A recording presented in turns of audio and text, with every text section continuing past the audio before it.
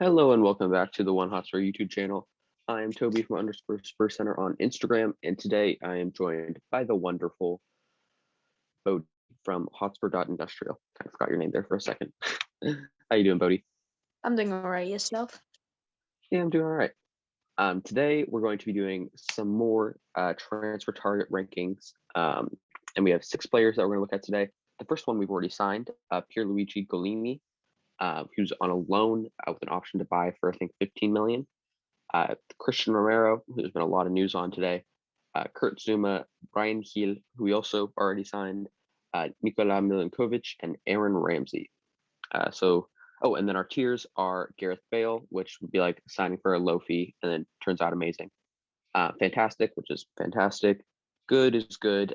Ben Davis is average, and Clinton Nagy is well awful. So yeah, let's get into it. First up, we have Pierluigi Golini. What did you think of that signing? Yeah, I haven't seen much of him, but 10 clean sheets. Was it second in the Serie A? Yeah, I think so. yeah, second or third? That's really good. 26 as well.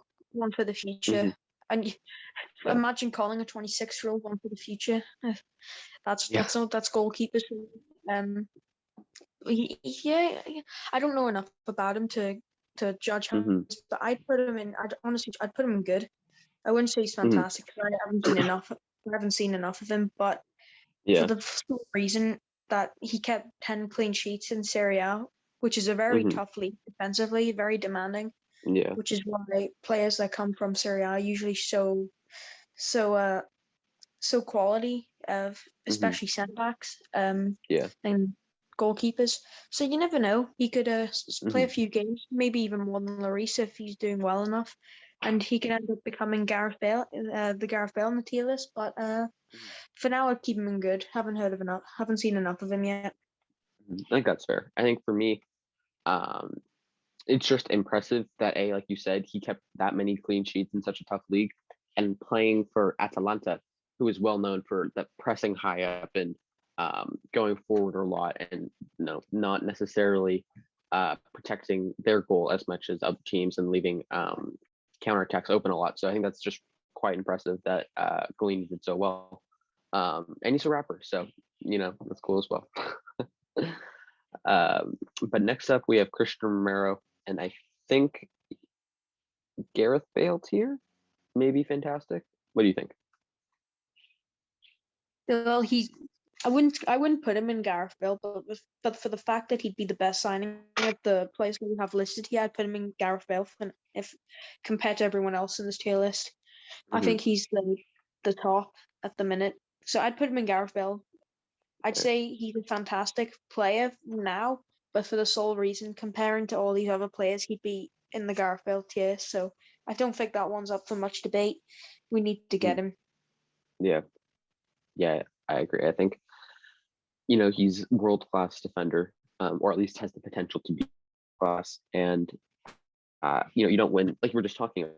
There's so, and for him to win defensive MVP last year, like that just shows what an amazing player he is. And that's the position we really struggle with right now. So it'd be great if we could bring in a player who's confident, can be calm and composed on the ball, and not make any defensive errors. That would be just it'd be thrilling to watch, actually. But I think also another thing I'd like to point out, which I think would be really good, is the fact that Golini and Romero have already played together. So them going into the squad side, there's already going to be a lot of chemistry in the back line with them two already playing together.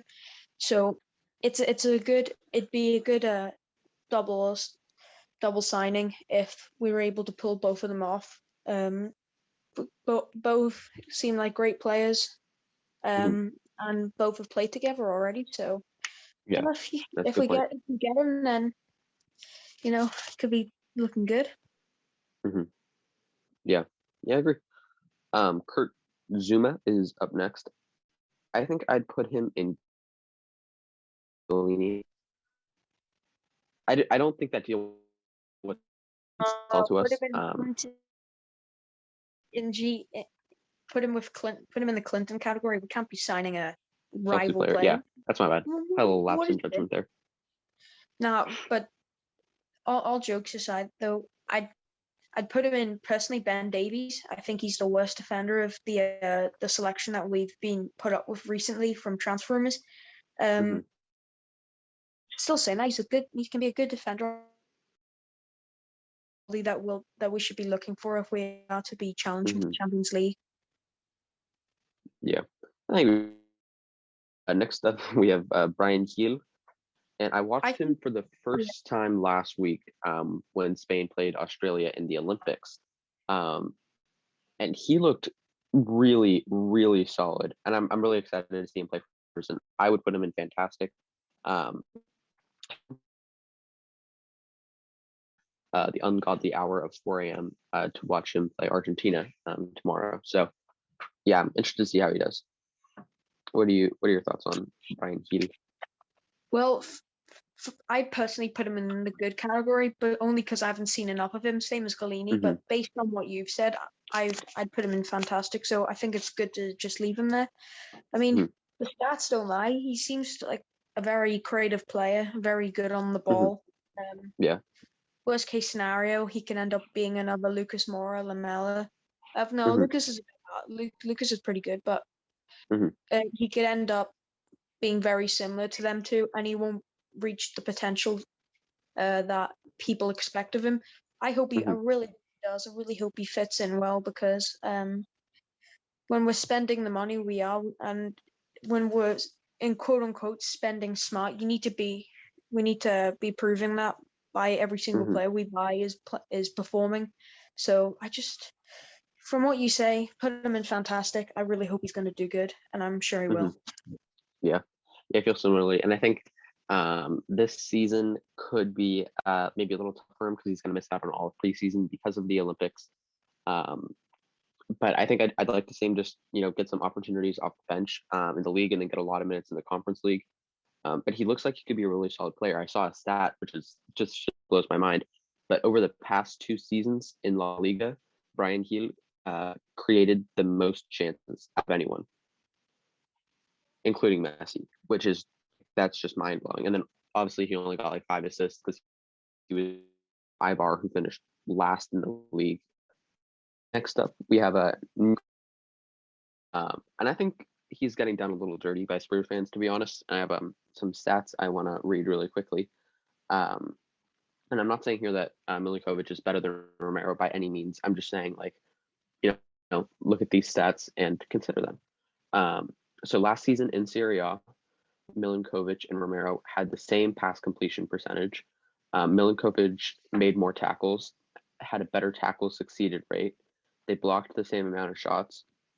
Milinkovic had more clearances, and they had the same pass completion rate.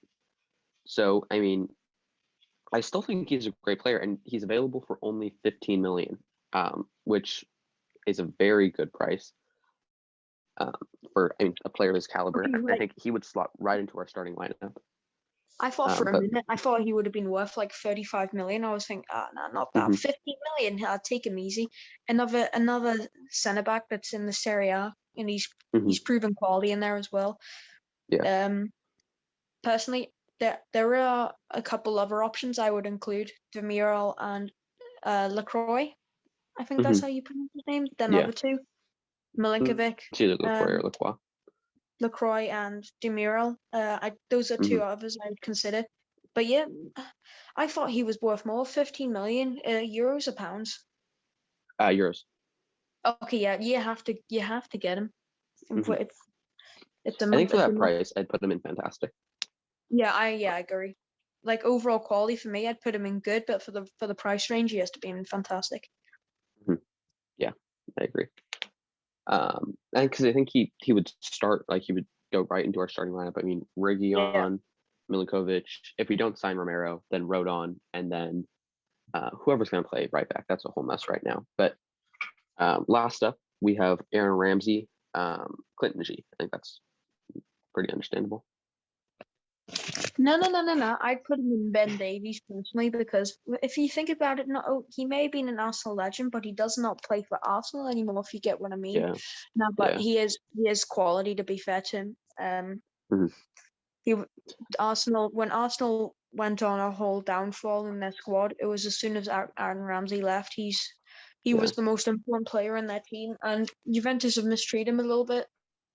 I don't think he'd get much better treatment from Spurs, but as far as quality signings go, he'd be pretty decent. He wouldn't. I don't think he would start anymore.